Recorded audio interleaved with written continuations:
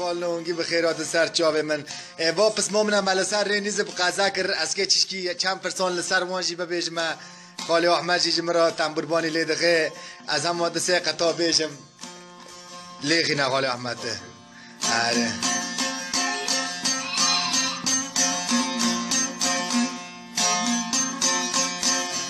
هاهو هاهو هاهو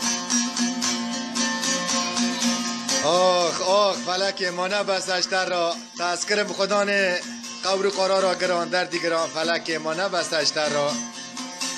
آی آی جبرینا را آی نیش حکیم و دکتران و خوجان و ملان و شیخا را آی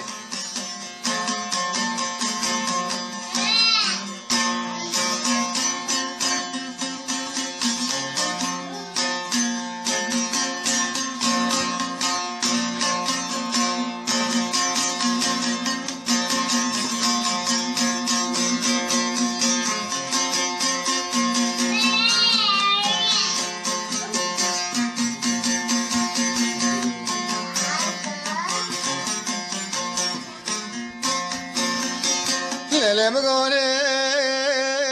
ما رو خدش داعي تو مگره ما کور کل فتنا مل سران زب لما کی بمره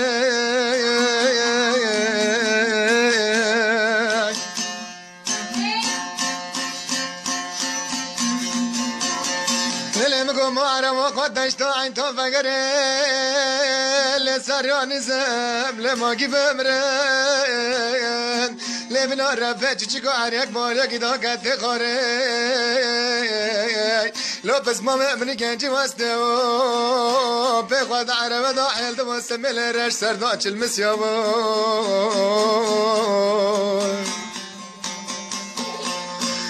لیلیانه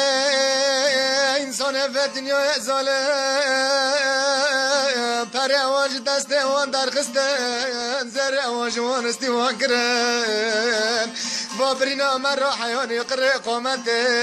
المنای حیانی ریا مرنه لوکا که احمد جمانوره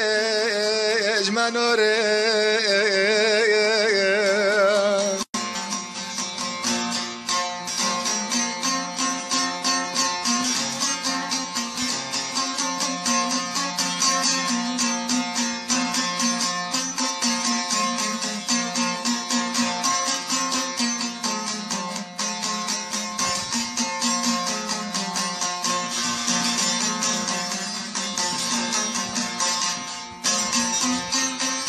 لیلیانه خبر دانه خبره گو بس مامت قضا کره سریانی زب لیاز رام چما باشاری نزب گوهر جنازه کی براچ که لبه خودیای لیاز رام رفی مات ما باشاره براچ که مدی بس مام منی گنجی واستی قول و قاناده خوش کستی نای دست خال بدنه برادای چار کر پاشه خوشتنه حالا مگو بس ماما گنجی واستی